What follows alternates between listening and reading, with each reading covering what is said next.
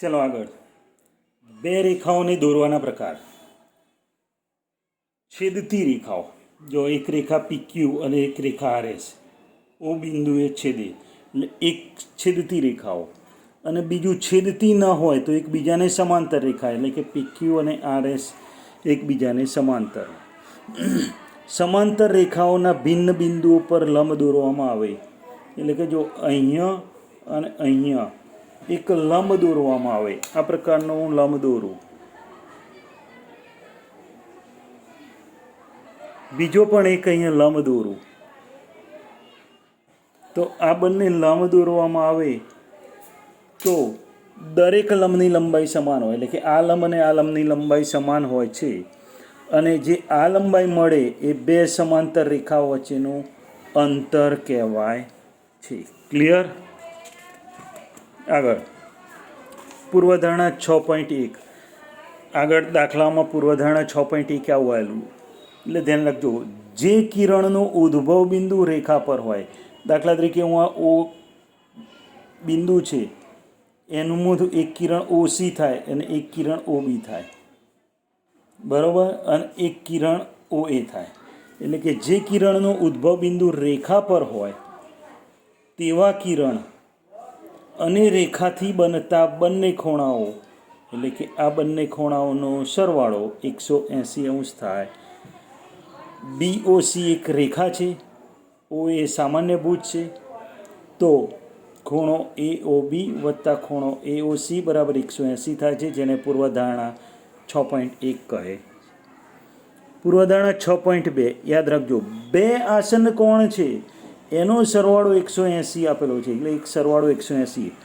તો સામાન્ય ન હોય, આ સામાન્ય ન હોય એવી બાજુઓ BC અને BO એક રેખા બનાવે છે. બહુ જ યાદ રાખજો ખાસ. બે આસન કોણનો સરવાળો 180 થાય તો સામાન્ય ન હોય એ સિવાયના ભુજ એક રેખા બનાવે છે. ક્લિયર? ખાસ ધ્યાન રાખજો. હવે એક મોસ્ટ IMP પ્રમેય જે પરીક્ષામાં બહુ જ પૂછાતો હોય છે, સમજવા જેવો પણ છે. ખાસ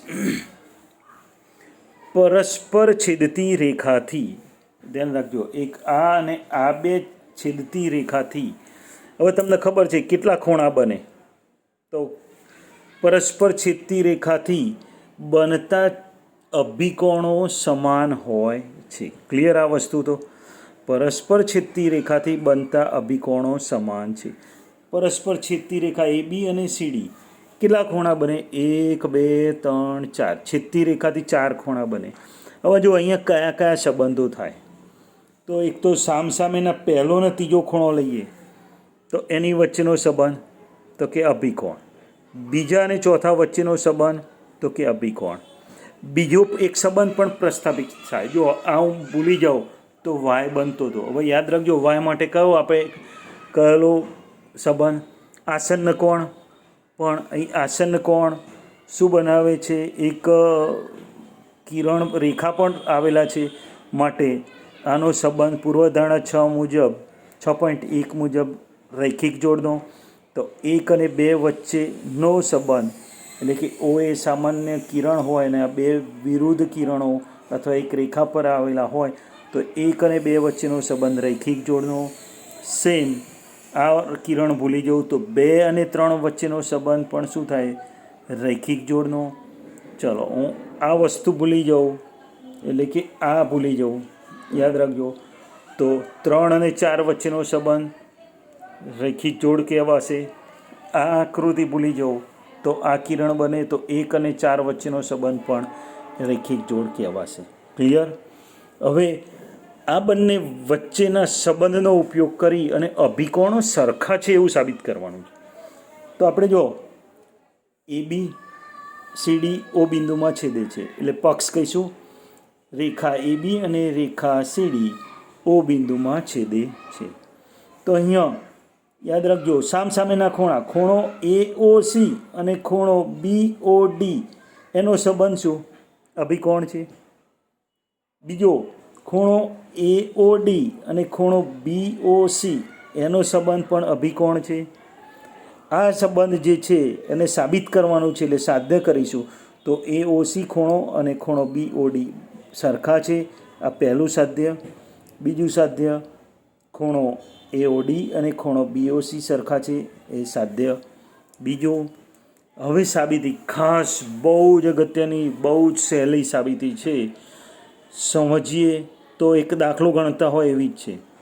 જો હું આ આકૃતિમાં આ વસ્તુ દોરેલી નથી એવું ભૂલી જાઉં તો OA આ બંને ખૂણાનું શું થાય? સામાન્ય ભુજ થાય. એટલે કિરણ OA રેખા COD પર આવેલું છે. કેવા છે?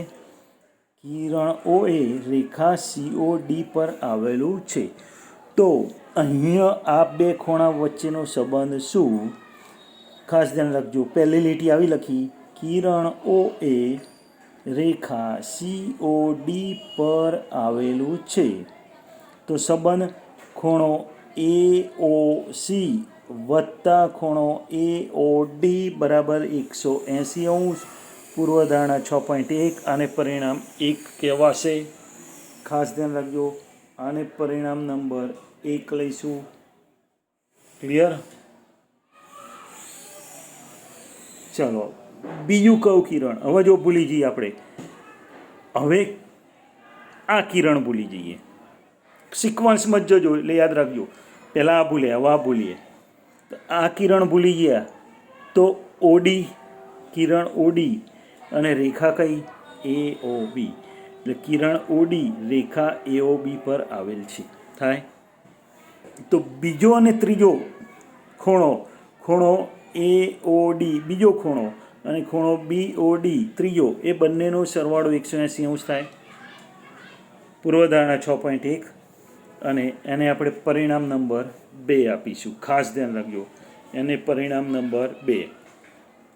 ખાસ પરિણામ નંબર 1 આપણે લીધેલું. હવે પરિણામ નંબર 2 લીધું. ક્લિયર? હવે આ બંને પરિણામના આપણે શું કરીશું? સરવાળા. એટલે કે પરિણામ 1 અને 2 પરથી ધ્યાન રાખજો. પરિણામ 180, આ પણ 180. એટલે બંને પરિણામ સરખા છે. એનો અર્થ કે ખૂણો 1 અને 2 પરથી ખૂણો AOC વત્તા ખૂણો AOD બરાબર આ 180ની જગ્યાએ આ લખાશે. તો ખૂણો AOD વત્તા ખૂણો BOD લખાશે. જો અહીંયા બંને બાજુ AOD છે, કેન્સલ. તો શું વધશે? ખૂણો AOC બરાબર ખૂણો BOD, જે પહેલું પરિણામ આપણું સાબિત થઈ ગયું. ક્લિયર? ચલો બીજું ધ્યાન રાખજો.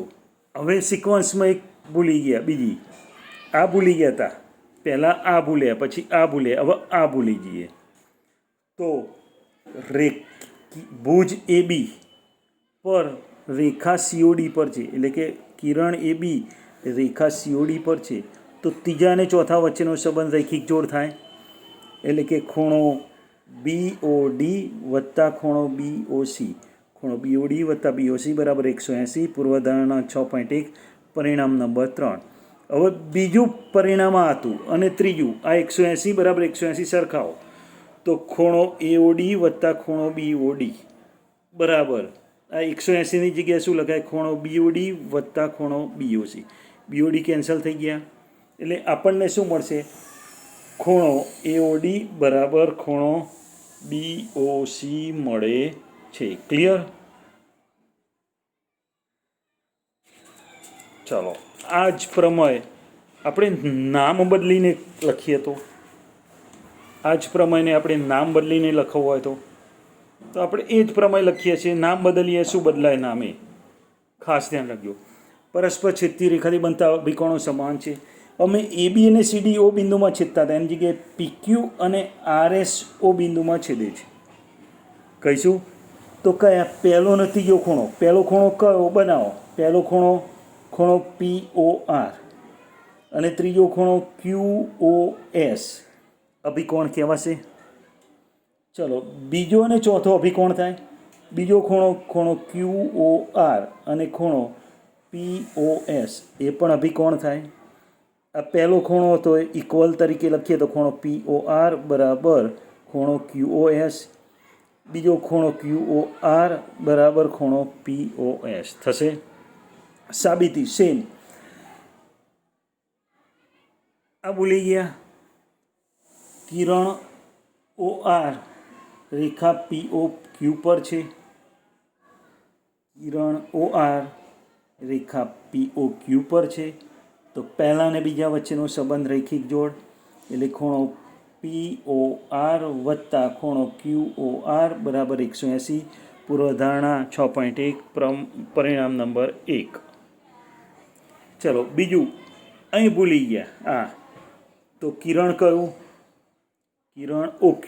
કિરણ OQ શેની પર આવે તો કે રેખા ROS પર આવેલા છે. શેની પર આવે? આ ભૂલી ગયા. ROS પર આવેલા છે. મિસ્ટેક થોડી. ROS રેખા પર છે. કિરણ OQ ROS રેખા પર છે. બીજા ને ત્રીજાનો સંબંધ. બીજો ખૂણો કયો તો ખૂણો QOR વત્તા ત્રીજો ખૂણો QOS બરાબર 180°. પૂર્વધારણા 6.1 પરિણામ નંબર 2. 1 અને 2 પરથી આ 180 ને 180 આ બંને નીકળી જાય તો અહીંયા શું લખાય? POR વત્તા QOR બરાબર ખૂણો QOR વત્તા ખૂણો QOS. બંને QOR નીકળી ગયા. ખૂણો POR બરાબર ખૂણો QOS. આ પરિણામ પહેલું મળી ગયું. સેમ. હવે કયું? OS રેખા. એટલે આપણે શું કરીશું? આ ભૂલી જઈશું. તો કિરણ OS એ રેખા POQ પર છે. ખૂણો QOS અને ખૂણો POS સરવાળો 180°. પૂર્વધારણા 6.1 પરિણામ નંબર 3. 2 અને 3 પરથી ખૂણો POR 2 નંબરનું પરિણામ કઈ ગયું? ખૂણો QOR વત્તા ખૂણો QOS ઇક્વલ ટુ ત્રીજું પરિણામ ખૂણો QOS વત્તા ખૂણો POS. QOS ખૂણો ગયા તો ખૂણો QOR બરાબર ખૂણો POS. ક્લિયર? ઓકે. હજુ એક રીત ફરીથી આપણે સાબિત કરીએ.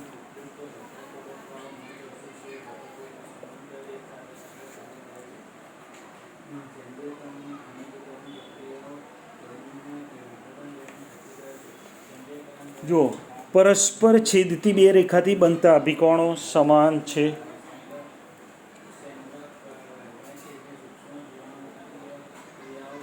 પક્ષ રેખા XY અને WS પરસ્પર O બિંદુમાં છેદે છે. ખાસ ધ્યાન રાખજો. રેખા XY અને WS O બિંદુમાં છેદે છે. આકૃતિ આ ટાઈપથી બની. હવે ખૂણો XOW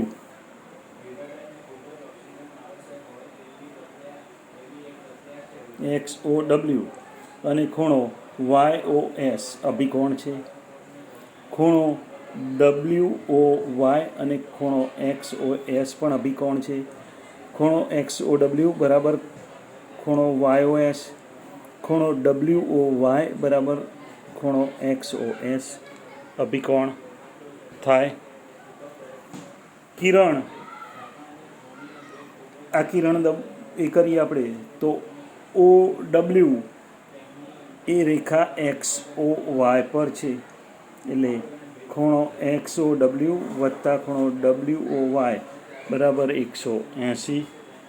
પૂર્વધારણા 6.1. ધ્યાન રાખજો. પરિણામ 1. હવે કિરણ OY લઈએ તો બીજો અને ત્રીજો બીજો ખૂણો WOY અને ખૂણો YOS બરાબર 180. પૂર્વધારણા 6.1 પરિણામ નંબર 2. 1 અને 2 પરથી આ બંને સરખાયા એટલે ખૂણો XOW વત્તા ખૂણો WOY બરાબર ખૂણો WOY વત્તા ખૂણો YOS બંને સરખાવ્યા એટલે ખૂણો XOW બરાબર ખૂણો YOS. ત્રીજું પરિણામ OS એ XOY પર છે. ઊંધો ટી બન્યો, જો ઉપરનું આ દબાઈ દીધું એટલે ખૂણો YOS વત્તા XOS બરાબર 180 થાય. પૂર્વધારણા 6.1. પરિણામ નંબર 3. 2 અને 3 પરથી બીજું પરિણામ હતું WOY વત્તા YOS બરાબર ત્રીજું પરિણામ YOS ખૂણો વત્તા ખૂણો XOS. ખૂણો YOS ઉડી ગયા એટલે ખૂણો WOY બરાબર ખૂણો XOS. જો રેખા LM અને રેખા NP એ પરસ્પર ઓમાં છેદે તો સાબિત કરો કે ખૂણો LON બરાબર ખૂણો MOP અને બીજું ખૂણો NOP બરાબર ખૂણો LOP. આ 3 રીત જે કરી એ રીતનો ઉપયોગ કરી અહીંયા નામ બદલી અને અભિકોણો સમાન છે તેવું તમારે સાબિત કરવાનું છે.